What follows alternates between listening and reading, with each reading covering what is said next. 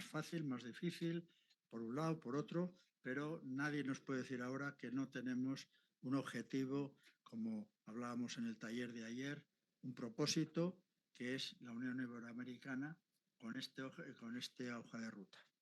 Así que muchísimas gracias otra vez y vamos a ello, a ver si somos capaces. Bien, entonces ahora quiero dar paso a Arturo Fernández Giver, que creo que está en línea. Es profesor de español en la Universidad de Estado de California, San Bernardino. Va a hablar del español en Estados Unidos y va a participar Carlos Leáñez y Inmaculada Puebla para hablar de las tecnologías sobre del lenguaje. Y como siempre y como la mayoría de las veces, son amigos de Alberto, que me los presentó y luego se han hecho amigos míos y creemos que es un broche de ver cómo el español está precisamente introduciéndose en Estados Unidos. Así que si estás por ahí en la nube, Arturo Fernández, pues bienvenido y ahí está, ahí ya te vemos. No Bueno, sabemos más. buenas tardes. Aquí es por la mañana muy temprano, pero bueno, me alegro mucho de estar aquí. No sé si se me ve por duplicado, no sé si de cuánto tiempo dispongo, porque creo que vamos un poquito atrasados. Y también mi presentación, no sé si la puedo compartir. La tengo aquí lista. Vamos a ver. Lo deberíamos de tener aquí un momentito.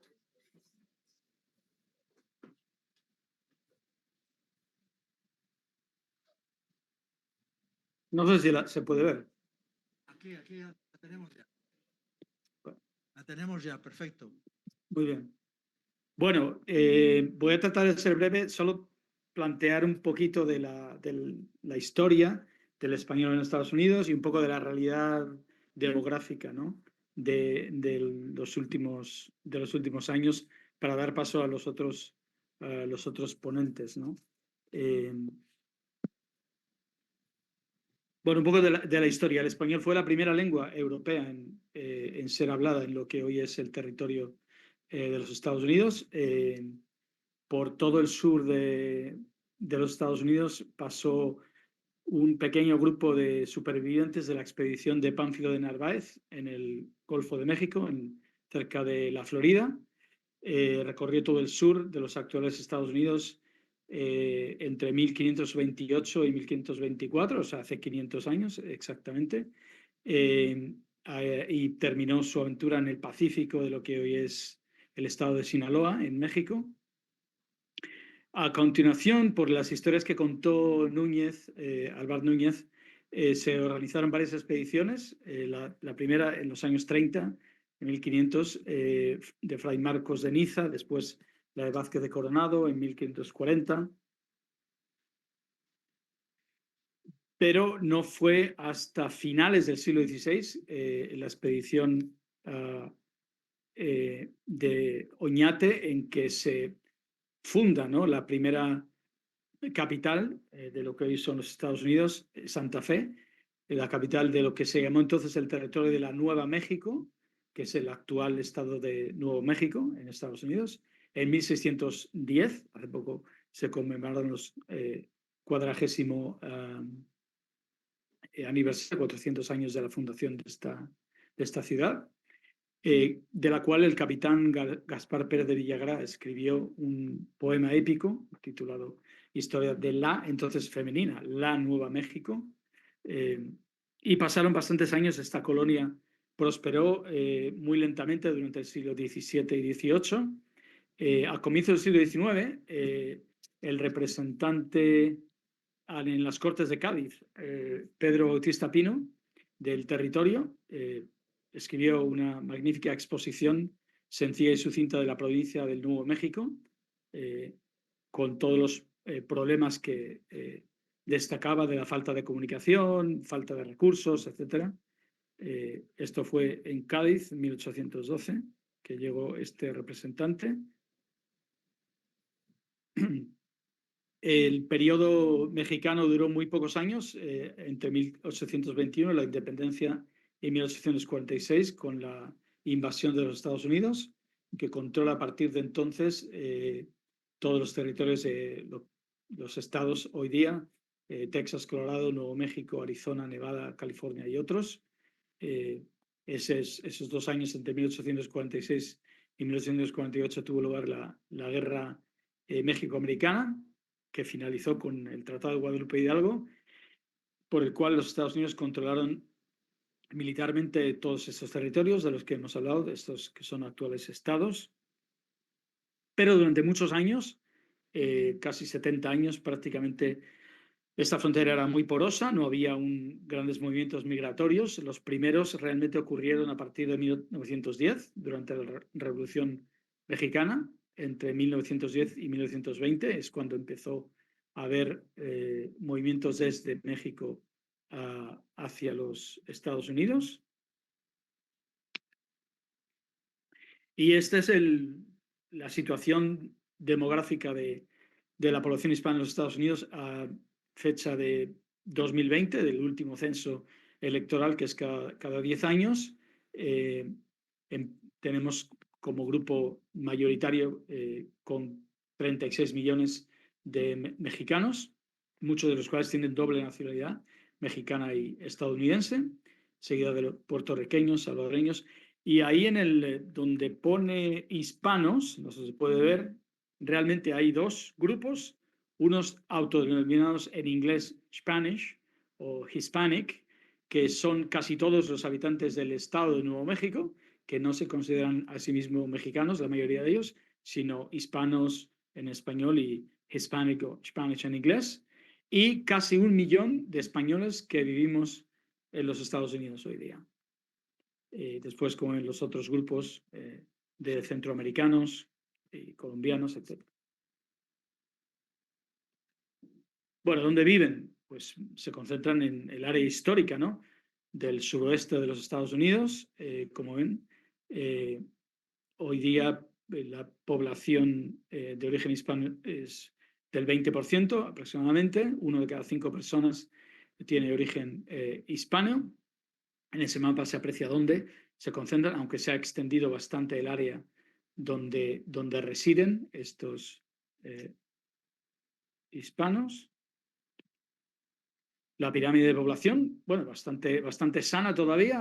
Hay prácticamente el mismo número de personas mayores de 65 años que menores de 5, es decir, que tiene todavía relativamente, respecto a la población general, bastante juventud, esta población hispana.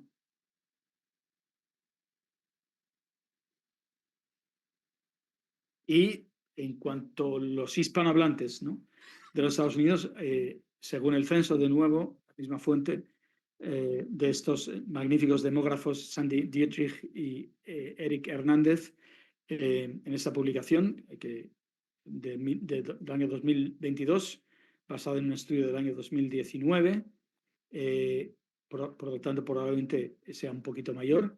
En el año 2019 había más de 41, casi 42 millones de personas que hablaban español, que son casi el 62% de personas que hablaban otra lengua distinta al inglés, casi todas concentradas en unos pocos estados, en el estado de California, Nevada, Nuevo México, Texas, Florida, New Jersey, New York. Al menos el 30% de la población mayor de 5 años de edad hablaba una lengua distinta al inglés, y en todos estos casos la inmensa mayoría, esa lengua era el español, con mucha diferencia respecto a las demás. Esta es una tabla sacada directamente de una publicación del censo de los Estados Unidos. Como ven aquí, que el español es de largo la lengua después del inglés más hablada en los Estados Unidos, con casi esos 42 millones respecto al resto de lenguas, ¿no? Como ven, ni siquiera todas las lenguas juntas, el resto llegan a ser el 38% del español.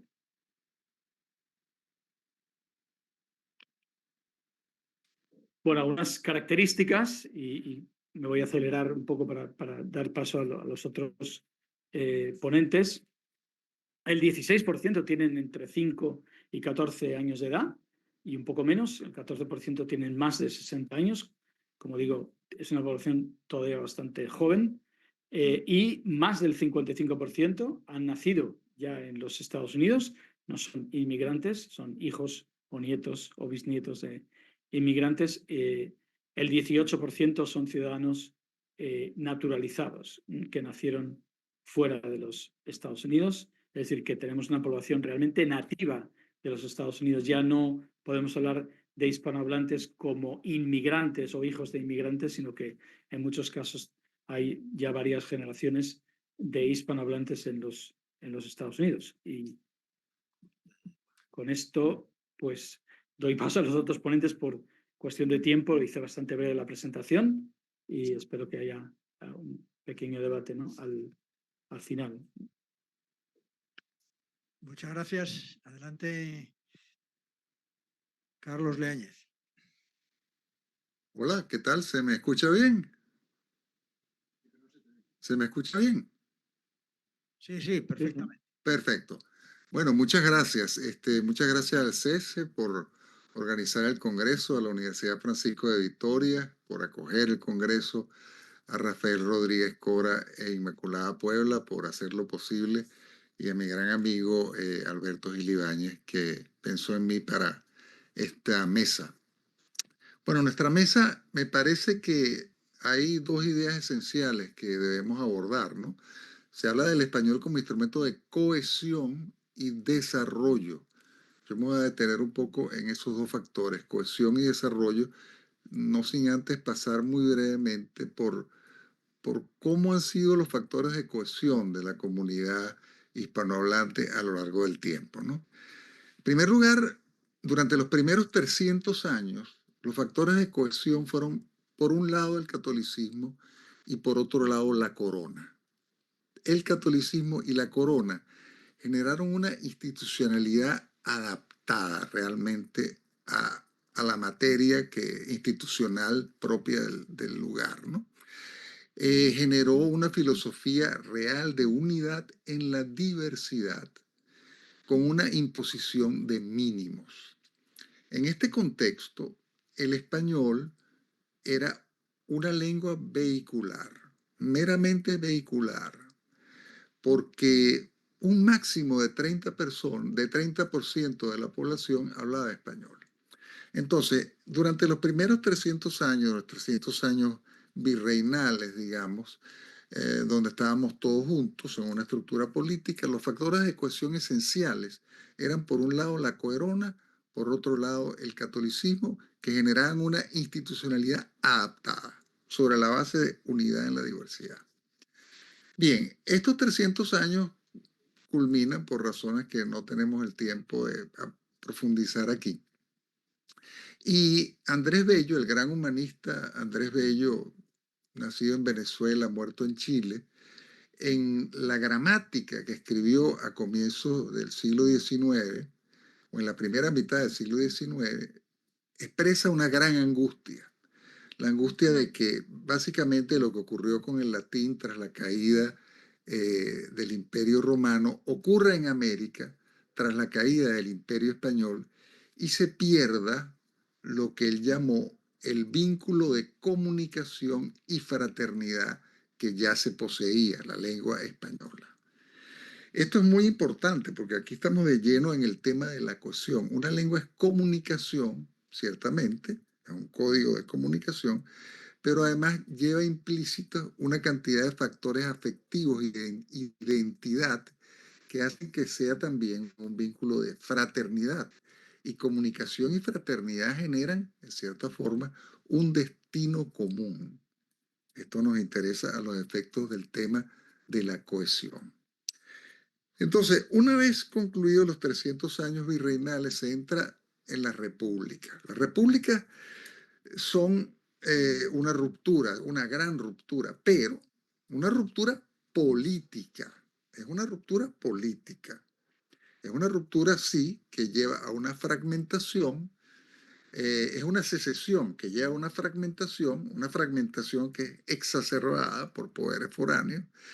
Esta fragmentación extrema lleva a una subordinación y a una alienación, a querer ser lo que no somos, por negar lo hispánico por un lado y por generar unos indígenas idealizados, ¿no? Entonces estamos caminando sin dar con nuestro verdadero ser. Aquí se generan una dinámica de impotencia y desatino y de sobresalto institucional. Ahora, la ruptura política sí ocurrió, pero hay una continuidad cultural. Antes la cohesión era la corona y el catolicismo. Actualmente yo diría que la cohesión es una base católica, ya no una práctica católica, pero sí una base, una cultura impregnada de valores y de maneras de ser católicos, que se hallen en una práctica un tanto languideciente, ¿no? Pero existe la base católica, la cultura hispana es una cultura de base católica. Eso es un factor de cohesión. Ahora, el gran factor de cohesión actual para mí es la lengua española. La lengua española pasó, fíjense ustedes, habíamos hablado de que en el periodo virreinal había alcanzado un máximo de 30%, pues un siglo después de la separación, la lengua española pasa a más del 95% de personas que lo hablan como lengua materna en América. Y por supuesto, en España también el porcentaje es altísimo. Entonces, yo diría que la lengua es el exponente más palpable de cohesión que tenemos los hispanohablantes. El resto son cosas que están implícitas en la cultura, que se ejecutan de manera más o menos inconsciente, importantísimos también, pero la lengua es cohesión viva y es cohesión consciente y es uso de un instrumento de manera incesante.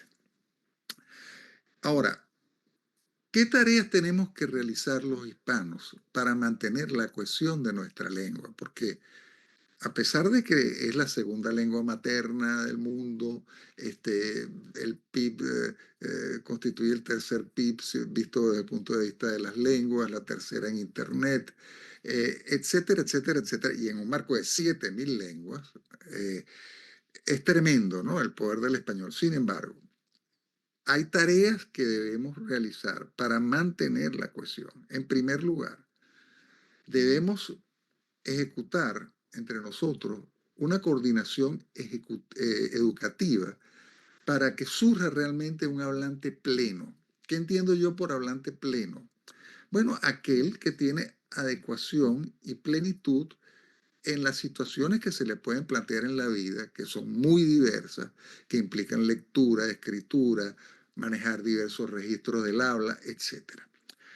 Estamos teniendo problemas serios con esto en el universo hispanohablante y de esto se habla poco. Y esto es un gran problema porque estamos hablando de cohesión y desarrollo. Pues bien, una persona que tiene un dominio muy deficitario de la lengua no puede agregar valor. Va a tener severas dificultades en agregar valor a su cultura y a su proyecto personal.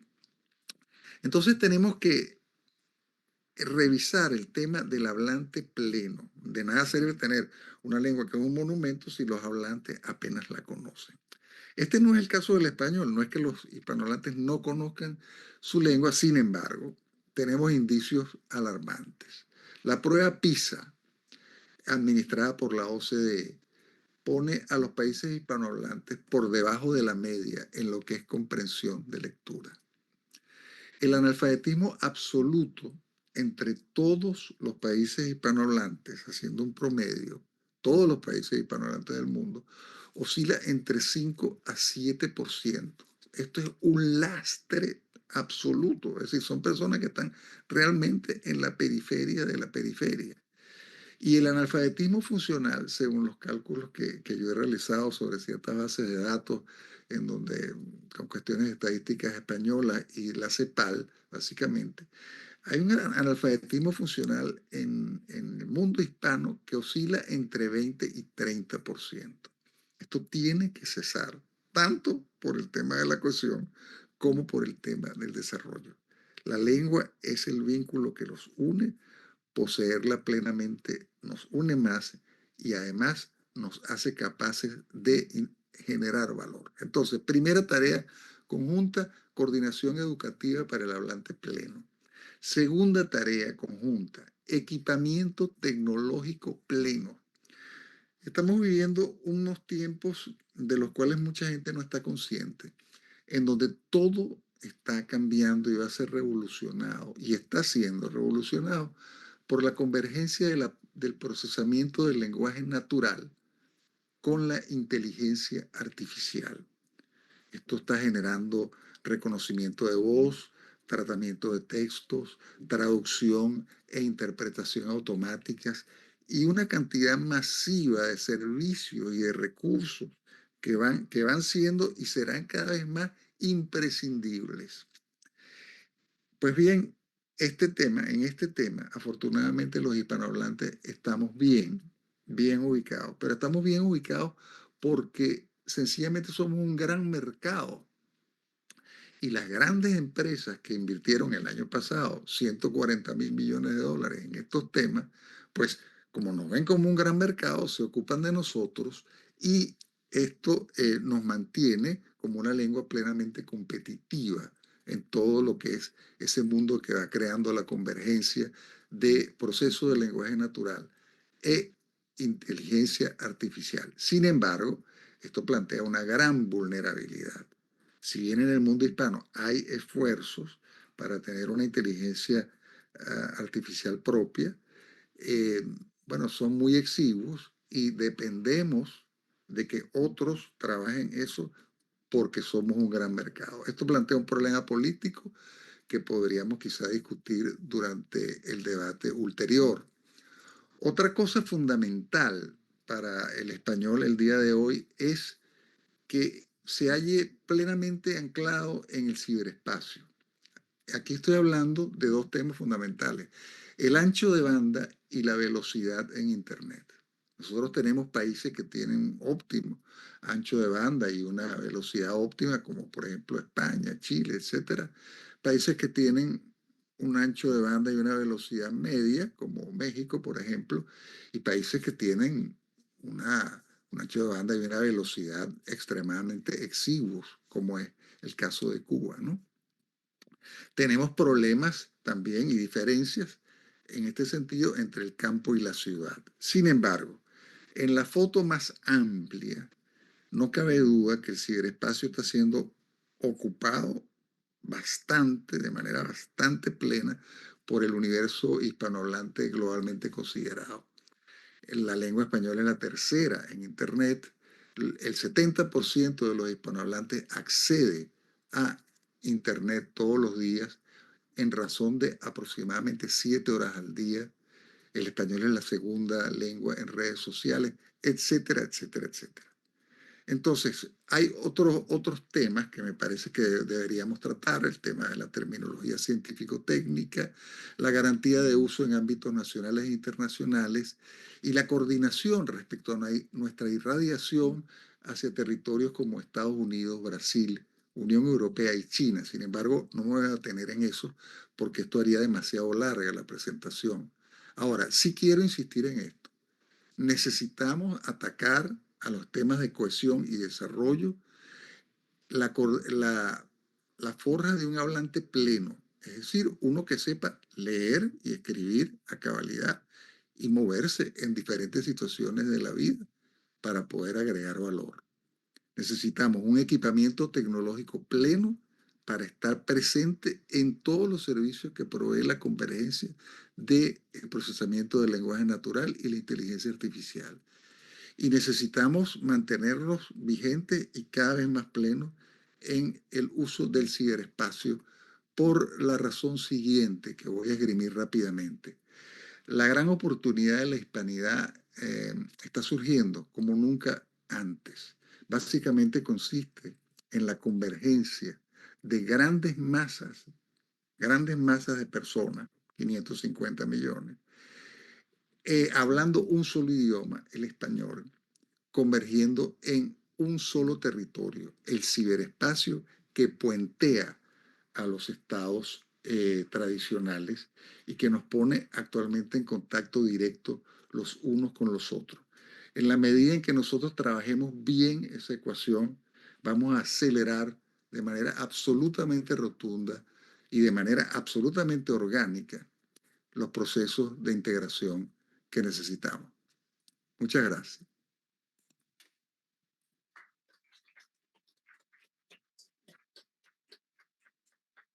Hola. Muchas gracias, Carlos. Precisamente estás poniendo el dedo en la llaga porque para que ahora Inmaculada le dé el punto final, porque además tenemos que hablar de nuevas tecnologías, de inteligencia artificial, etcétera, y cómo el lenguaje puede vernos afectados. Adelante, Inmaculada. Bueno, yo voy a ser muy breve, pero quiero unirme a la conversación que ha tenido antes Alberto, la presentación que ha hecho, donde ha dicho la importancia de las tecnologías y de los 80 millones de personas que hablan en español en el mundo, ¿no? 800 millones. ¿He dicho eso o no? No, 800, con Portugal, sí, con el portugués. Bueno, entonces, la tecnología es el lenguaje del futuro, porque es que hay personas que no saben hablar y usan el móvil, usan la tecnología. Entonces, lo que tenemos que hacer es toda la tecnología que estamos usando, la inteligencia artificial, de eso hablaremos también en el tercer día, la tecnología la tenemos que usar como herramienta para transmitir nuestro lenguaje. Entonces, la tecnología actualmente, ¿qué es lo que hacemos los españoles? Usar el Span English. Porque claro, muchas nomenclaturas son inglesas y las usamos con ese nombre, pero lo traducimos a nuestro español como nos apetece. Pues no, deberíamos de tener un lenguaje tecnológico que nos una a toda esta comunidad hispana que tenemos a nivel Hispanoamérica, como estamos comentando hoy en este congreso. Entonces, la inteligencia artificial, claro que la podemos usar a nuestro favor. Y no solamente eso, sino el lenguaje, toda la parte del conocimiento del lenguaje natural. La ciberseguridad tan importante y que también se usan muchos modelos que se han desarrollado por españoles, no solamente por americanos o por rusos, de verdad. Hay montones de productos que son nuestros. Pues hagamos que el lenguaje en el que estamos incluyendo nuestro lenguaje español, que esté basado en las tecnologías, porque las tecnologías sí que lo usa todo el mundo mundial. ¿Estáis de acuerdo? Entonces, pues vamos a hacer que esa tecnología la podemos usar con el lenguaje español. Que ahora hay muchas acepciones que no están incluidas. Y eso es lo que nos puede dar un punto de cohesión y de desarrollo conjunto. Eso es lo único que quería añadir con lo que ha dicho Carlos y en línea con lo que ha comentado anteriormente Alberto. Muchas gracias, Inmaculada, y sobre todo por el tiempo, porque has recuperado y vamos muy bien de 50, tiempo. sí. Yo ahí precisamente quería añadir una cosa que se me acaba de ocurrir en este momento, pero ya sabéis con los que me conocéis que a mí se me ocurren las cosas y el disparo. Ayer estuvimos en un taller, como os dije al principio, muy interesante, liderado por Ricardo Barrera, donde presentamos un libro extraordinario que os puede comentar Ricardo Barrera luego si queréis, de Charles François, que era Diccionario de la Sistémica. Precisamente para aquellos que no son sistémicos o que querían tener un lenguaje común de la sistémica. Yo propongo aquí ahora que se haga un diccionario común precisamente de hispano tecnológico. Entonces, ahí dejo la posibilidad. Me parece fantástico.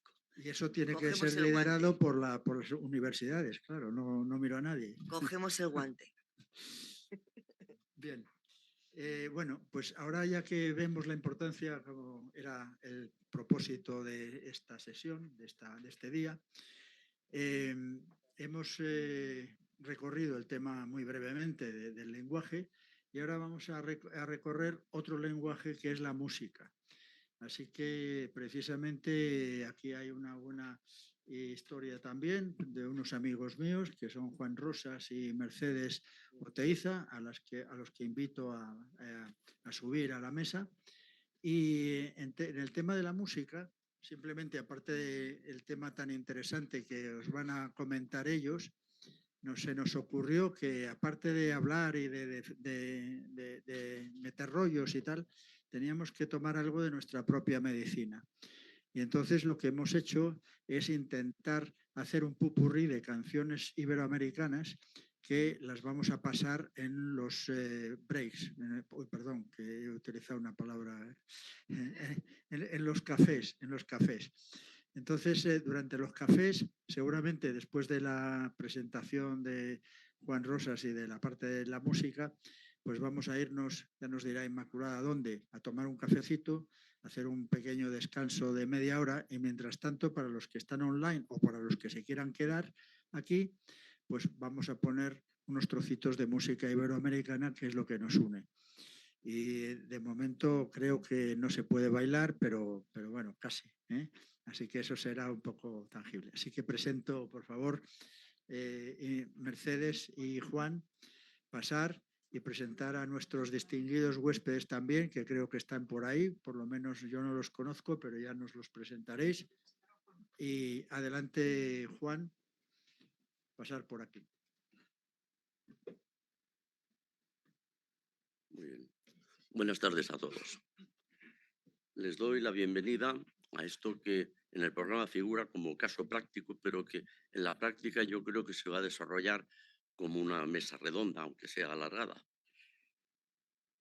Vamos a tratar sobre la cultura como elemento de cohesión y de desarrollo, y muy en particular hablaremos del sistema de enseñanza de la música clásica en Venezuela, todo ello en el marco de los derechos humanos y muy en concreto respecto de la protección de los más débiles. La música es un elemento integrador que transforma y suscita la aparición de sensibilidades que unen a las personas. En mi opinión, como jurista, el concepto de los derechos humanos ya se origina en la antigua Roma, concretamente en la legislación del emperador Justiniano, pero de ello no vamos a hablar.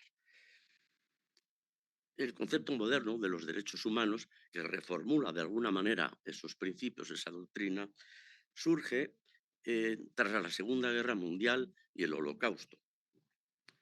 Y cuaja a través de la Declaración de estos Derechos Humanos por parte de la Asamblea General de las Naciones Unidas en el año 1948.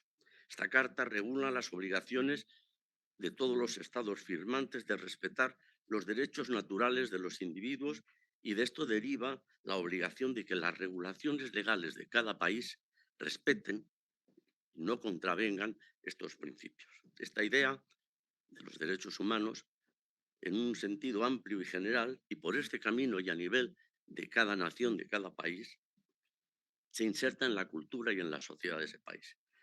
Estos mismos principios están también en la cultura española y en el imaginario colectivo de los españoles, por ser España un país cristiano, católico, y un país de cultura romana.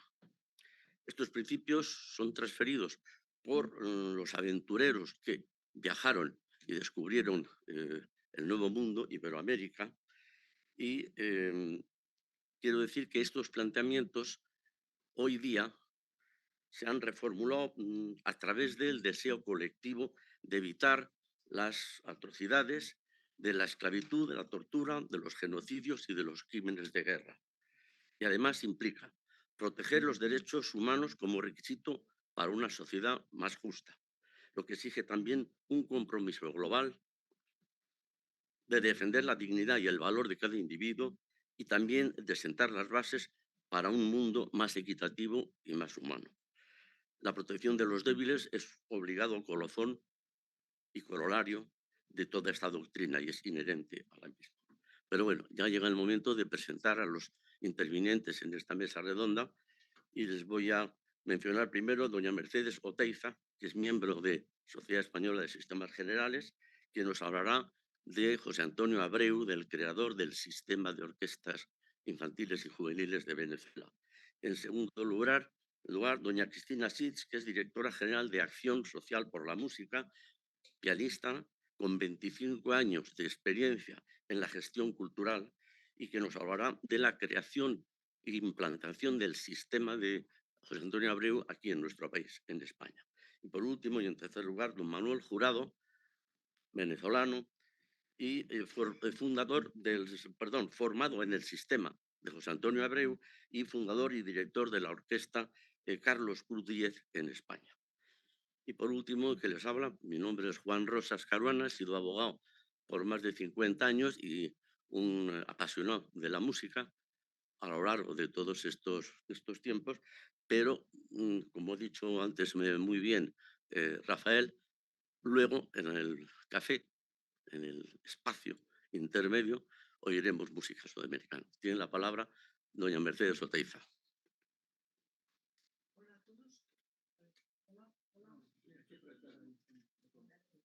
Ahora sí, sí. Bueno, pues gracias a todos por venir. Y la música es algo tan impresionante que, bueno, es un placer y un lujo hablar de José Antonio Abreu Anselmi, venezolano de origen italiano, de extraordinaria capacidad intelectual y técnica, junto a evidentes calidades espirituales y humanas, con un propósito inequívoco: hacer el bien, ayudando a sus semejantes. Es el fundador en 1975-74 del sistema de enseñanza de la música clásica en Venezuela. En mi opinión, es un hermoso e importante regalo que Venezuela le ha dado al mundo. Mirad cuando tengáis algún rato, pues en internet, sus premios, cantidad imposible sería decirlo aquí. Este método que se llama el sistema es un nuevo método de enseñanza de la música clásica totalmente gratuito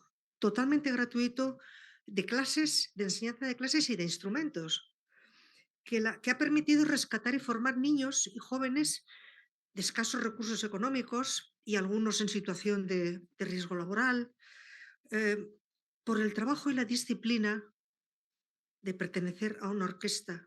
Les ha permitido su inclusión social y encontrar un mundo nuevo. La realidad es una realidad que ha ayudado a formar ciudadanos integrales, sin violencia, con la cultura de paz y justicia a través de la práctica de la música clásica. Actualmente, si no me equivoco, hay alrededor de 90 núcleos en Venezuela que tienen orquestas de niños y de jóvenes, y además se ha exportado con gran éxito a más de 70 países, incluidos España. Al final veremos un breve vídeo sobre la Orquesta Cruz Díaz como broche final de esta mesa. Cristina. Adelante, Cristina, sí, por favor. Gracias. Bueno, muchas gracias. Gracias por las notas, que además encima me gustaría añadir que el acceso a la cultura es un derecho constitucional en nuestra Carta Magna, en la Constitución española, y que ahora estamos dentro de un grupo de trabajo junto a la Fundación Gaveiras para reivindicar el derecho a la cultura, el derecho universal a la cultura que defendemos todos, ¿no? ¿Y por qué desde Acción por la Música defendemos ese derecho universal a la cultura? Porque pensamos que la cultura, y en este caso particular la música, se puede ser utilizada y es una herramienta muy potente de transformación social, de lucha contra la vulnerabilidad, de muchos tipos de vulnerabilidad, que existen además muchísimos, y además que en esa lucha nosotros conseguimos cambios sistémicos. Me encanta el tema del Congreso porque realmente trabajamos con teorías del cambio, que todos sois familiares, ¿no?, en estas teorías del cambio en las que trabajamos con el individuo genera cambios en su familia, en su núcleo más estrecho.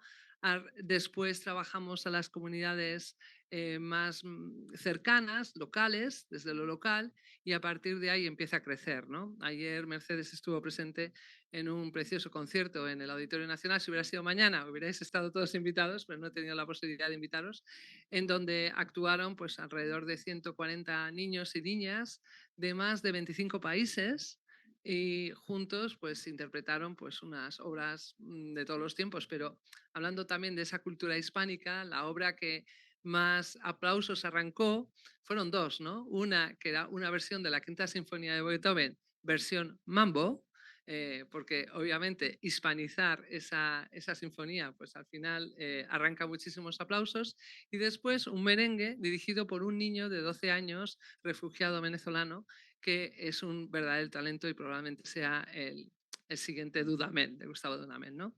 Pero bueno, en Acción por la Música, la verdad es que surgió hace 11 años ya, también desde una visita de nuestra presidenta María Guerrero, que no ha podido estar hoy aquí, está en Córdoba, y después de conocer al maestro. Ella era jurista en Nuria Menéndez y decidió cambiar totalmente su vida, dedicarla a la acción social y a seguir el legado del maestro, que le encomendó y le dijo: tienes que seguir trabajando esto y tienes que meter esto en España. O sea, realmente ya hubo ese primer puente. Maestro Abreu tuvo esa visión de decir, esto tiene que salir y tiene que expandirse. En estos momentos en el sistema en Venezuela hay más de 1 millón de beneficiarios, no solamente niños y niñas, sino también personas con discapacidades distintas, personas mayores. Nosotros también luchamos contra la soledad no deseada en personas mayores y también adultos y también jóvenes, muchos jóvenes, ¿no?, que están en riesgo. Y utilizamos, es cierto que utilizamos esa cultura como herramienta de transformación social. Hablamos que nuestras orquestas, que actualmente son como 300 niños solamente entre Madrid, que estamos en el distrito de Tetuán, que es un núcleo pues súper diverso, y también en Alcalá de Henares, donde es todavía más compleja la situación en la que nos enfrentamos. Y nos dimos cuenta hace 2 años que solos no vamos a ningún lado. O sea, eso está clarísimo. Solos luchar, somos una ONG, no somos una... Siempre se dice, ¿no?, que la música o lo que estamos haciendo nosotros no es música, porque realmente no podemos formar de la forma tradicional con el conservatorio, las clases privadas, etcétera, etcétera. Entonces no es cultura, no es educación porque no estamos reglados, y tampoco es social porque no estamos trabajando sobre los derechos fundamentales de las personas, que es el pan y el vino, ¿no?, por así decirlo. Bueno, yo creo que somos las 3 cosas que trabajamos en la formación, además holística, de las personas, que lo comentabas antes, y la importancia de trabajar en esa red. Pero además no lo podemos hacer solos, lo tenemos que hacer en red. Lo primero que se hizo fue crear la red nacional, la red Música Social, que aúna a todas las entidades que trabajan en torno a la música social en España, y desde el año pasado nos dimos cuenta que no era suficiente. Tenemos una red europea, también fundada gracias al ánimo y el impulso del maestro Abreu, pero que es una red que se inspira en el sur, que mira hacia el sur. La cultura tiene que mirar más hacia el sur. Cuando hablamos de mirar hacia el sur, miramos hacia España, miramos hacia Portugal, porque realmente es una red anglosajona que se inspira en un sistema nacido en Venezuela y que hablan todos en inglés. Entonces decimos, bueno, esto no puede ser así, o sea, esto no puede seguir así, esto tiene que cambiar. Entonces decidimos el año pasado, la verdad es que no es muy público todavía, crear una red iberoamericana de música social. En esa red iberoamericana empezamos a buscar los partners. Los partners tenían que ser partners con quienes nos uniéramos para estrechar los lazos transatlánticos y para generar cambios potentes, ¿no? Entonces, en esos partners, obviamente estamos con Portugal, que creemos que es la primera gran alianza que necesita España, la Alianza Ibérica, que todos creo que la defendemos aquí en esta sala, si no, no estaríamos aquí. Y lo siguiente es mirar a Iberoamérica. Entonces, ahí ya desarrollamos la alianza para generar esta red iberoamericana de música social, firmando acuerdo con Sinfonía por el Perú, que es una organización muy, muy, muy potente, y también con la Fundación Batuta, por supuesto, con el Sistema de Venezuela estamos aliados y siempre lo estaremos, son nuestros padres, y con ellos a muerte, que este año cumplen su 50 aniversario y ya estamos intentando planificar, ¿no?, pues todos los fastos y todas las conmemoraciones, que eso es complejísimo, ¿no? Pero, ¿para qué nos unimos? Nos unimos para Unificar también criterios en cuanto a la evaluación y a la medición, porque nosotros somos empresas sociales. Entonces, lo que es la medición del impacto, que obviamente está muy de moda y todo el mundo está valorando cómo mide sus impactos en educación, en economía, en temas de medio ambiente, en buenismo, me da igual, en lo que sea, pero hay que medir el impacto y tenemos que tener resultados, ¿no? Entonces, ¿cómo se mide si lo que hacemos lo estamos haciendo bien? Entonces, hay que tener una serie de criterios que hay que unificar. Pero también en los temas de formación. Necesitamos muchísimos profesores, necesitamos gestores, necesitamos administradores, necesitamos innovadores y sobre todo necesitamos muchísimos investigadores. Es un campo, la música para el desarrollo es un campo muy potente y esos investigadores tienen que salir de las universidades. Nosotros estamos trabajando en programas académicos que estén homologados a los dos lados del Atlántico. O sea, yo con esto reivindico que uno de los puntos que se podrían trabajar en esos 20 propuestas sería la homologación de títulos conjuntos, ¿no? O sea, al final vemos, yo personalmente provengo del mundo académico y de desarrollar títulos no universitarios, pero sí de enseñanzas artísticas superiores, y teníamos más de un 50% de alumnos que venían de Iberoamérica y que al final tienen que homologar sus títulos allí, ¿no? Entonces, avanzar en la rapidez, en la convalidación y en la homologación de títulos, el tratar de generar esas sinergias entre las diferentes universidades, pues creo que es fundamental. Estamos en una universidad y creo que es una invitación a que lo hagáis. Pero bueno, pues eso es un poco lo que hacemos en Acción por la Música. Para nosotros el trabajo iberoamericano es fundamental. En la investigación artística también lo es. Y la verdad es que estamos viendo que cada vez más el sector de la música elitista, culta, tradicional, está mirando más hacia lo social, hacia lo que estamos haciendo. Ya las grandes instituciones están poniendo su ojo en lo que hacemos. Ya no nos deja en paz Reina Sofía porque se da cuenta de que tenemos el filón, porque llenamos el Auditorio Nacional con niños que realmente no tocan tan bien, pero que transmiten. O sea, el tema de transmitir las emociones es ya un nuevo cambio. A mí me encanta algo que dice Dudamel de un violín y una viola suena de una forma, ¿no? Y una viola suena de otra. Pero cuando escuchas la suma de los dos, es un tercer sonido. Yo estaba escuchando a las ponencias anteriores y yo pensaba, digo, yo no sé qué está pasando, ¿no? Pero hay una voz en Perú, hay una voz en Venezuela, hay una voz en España, hay una voz en Portugal, en Brasil. Cada una es diferente y es diversa. Es lo que hacemos con nuestras orquestas. Nuestras orquestas tenemos 27 nacionalidades, solo en Madrid. 27 nacionalidades. Cada voz es única y es propia. La suma de un violín y una viola es una tercera voz diferente y distinta y única también. Yo creo que la diversidad y la pluralidad y el juntarnos como una orquesta hace, escuchándonos unos a otros, genera nuevas voces. Yo creo que estamos ante una oportunidad única de generar nuevo conocimiento, que no sabemos a dónde va, porque eso es lo bonito del conocimiento, que es inagotable, y que tenemos que invertir más en entendernos en ambos lados del Atlántico y empezando primero por nuestro propio país, ¿no? Que yo me acuerdo, me decían, yo hice un máster en Nueva York, que me decían, bueno, ¿y puedes explicar de qué va la gestión cultural en tu país? Digo, pues mira, puse un mapa de las autonomías y dije, pues es que hay 17 gestiones culturales distintas, ¿no? Pues estamos ante un reto, yo creo que muy importante, muy necesario y probablemente mucho más fácil que gestionemos las cosas de casa, ¿no? Pero bueno, muchas gracias, Mercedes, por darme este espacio. Muchas gracias, Cristina. Quiero decir que tuve la enorme fortuna de asistir también al concierto de ayer y que me encantó. Pasé un rato absolutamente magnífico. Muchas gracias. Por favor, Manuel Jurado, adelante. Hola, muchísimas gracias por la invitación. Gracias, Mercedes, por la invitación. Bueno, mi nombre es Manuel Jurado, soy venezolano, inmigrante de este hermoso país. Yo nací desde el seno del Sistema Nacional de Orquestas Juveniles e Infantiles y hace 7 años me ganó un premio internacional como director de orquesta, que competí con más de 2000 directores a nivel mundial y quedé de tercer lugar.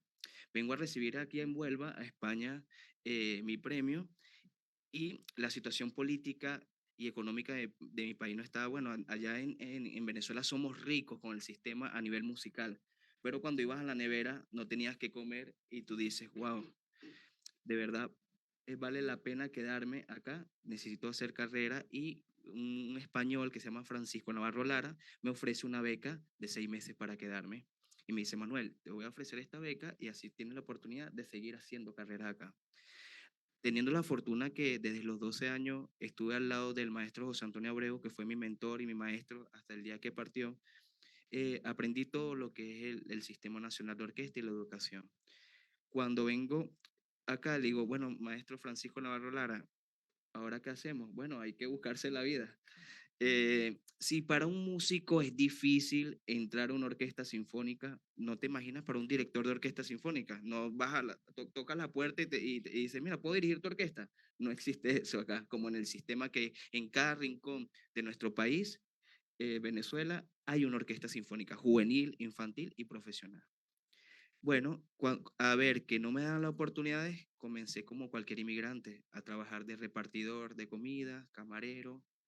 em, También tuve en unas salas de juego hasta que después de 2 años de ese proceso inmigratorio me cansé y dije, si no me dan las oportunidades, yo voy a crear una orquesta sinfónica que sí brinde esas oportunidades para todo el mundo. Y así comenzó la Orquesta Sinfónica Carlos Cruz 10.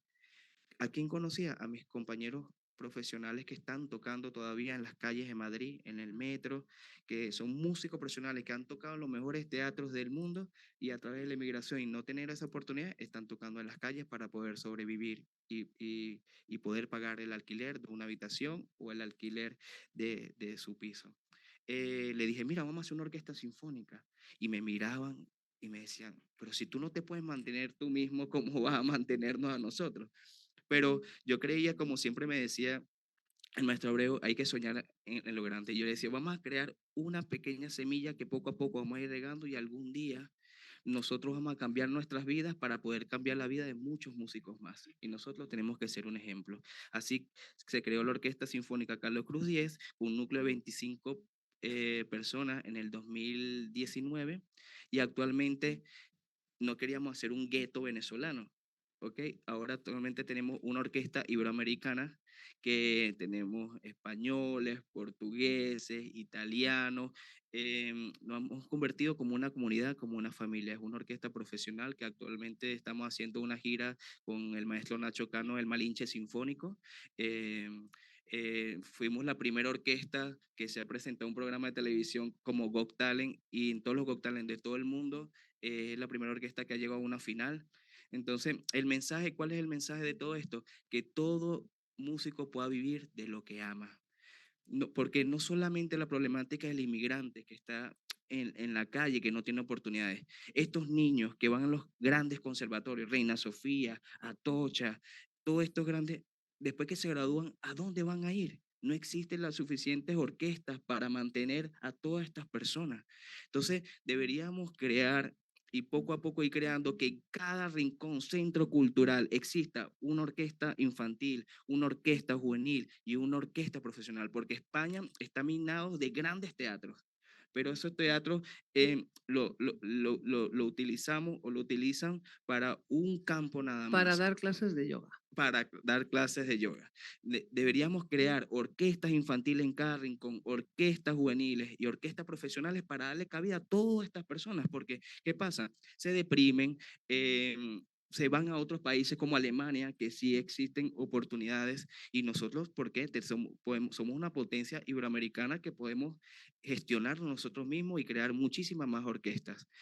Y hago esta invitación de que deberíamos realmente ver estos proyectos como Centro Social con la Música, Orquesta Cruz 10, que están como luchando desde abajo, ¿verdad? Para que dar una visión y decir que todo el mundo debe vivir de lo que aman. Y estos niños se lo merecen porque primero están cambiando las vidas de estos niños y después van a cambiar la vida como lo están haciendo de las comunidades y de todo lo que nos rodean, porque la música es el lenguaje universal y qué mayor, yo le decía al maestro Abreu, maestro, usted es un superhéroe, él me decía, ¿por qué? Porque a través del poder de la música está cambiando muchísimas vidas, así cambió la mía y así estamos cambiando de la vida de muchas personas más, así que muchísimas gracias por la invitación y espero que algún día nos puedan escuchar.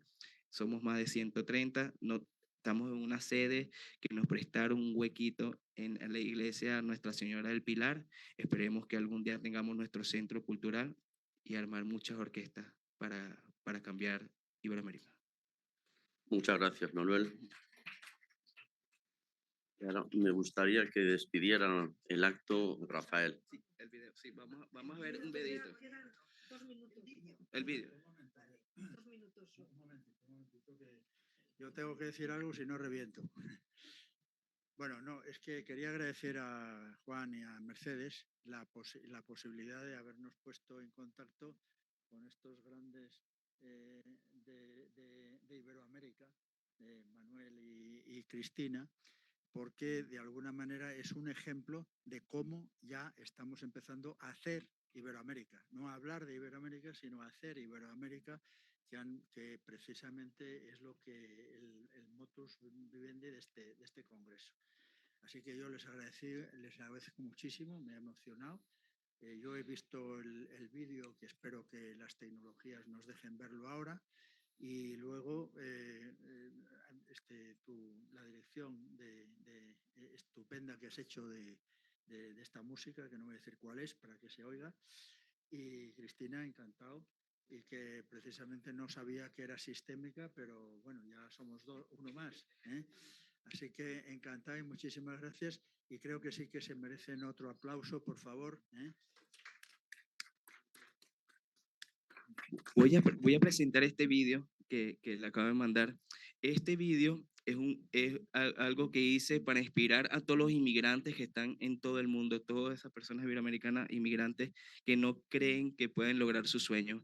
Y así como yo logré crear una orquesta sin nada de presupuesto, yo creo que todo el mundo puede vivir, como lo había dicho antes, de lo que ama. Entonces ese video se trata de esto. Espero que lo disfruten.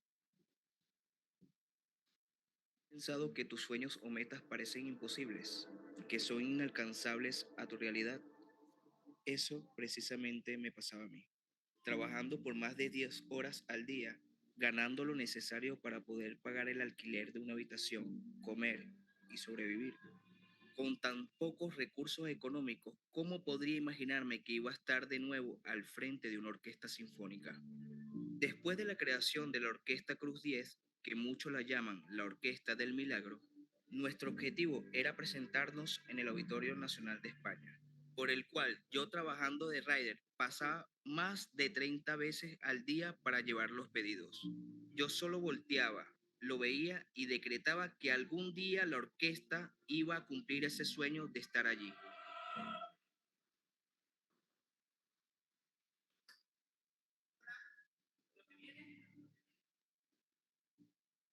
Hoy, después de 3 años, podemos decir que lo logramos.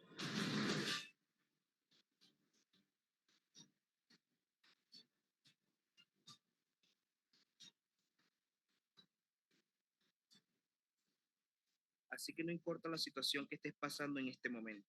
Si sientes que estás deprimido, que el mundo se te cae encima, no pares, lucha, decreta que en cualquier momento todo se va a alinear y lo vas a conseguir como lo hicimos nosotros.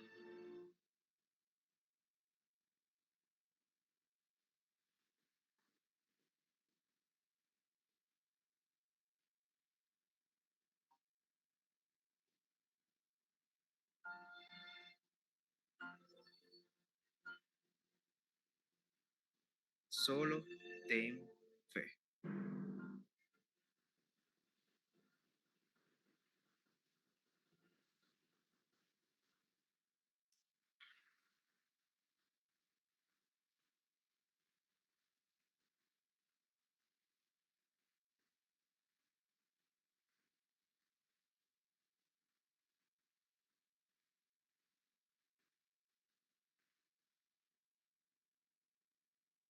Buenísimo y enhorabuena otra vez y ha sido un privilegio teneros aquí, Manuel y Cristina.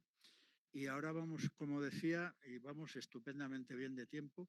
No sé si está el café preparado o no. Ahora ya la logística nos tienes que decir cómo va, pero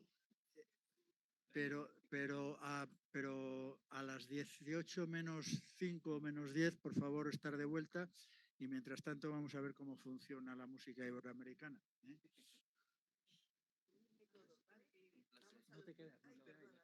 Gracias. Vamos a ir a los que lo conocéis al beat 1, 2 y 3 de la universidad. Seguirme.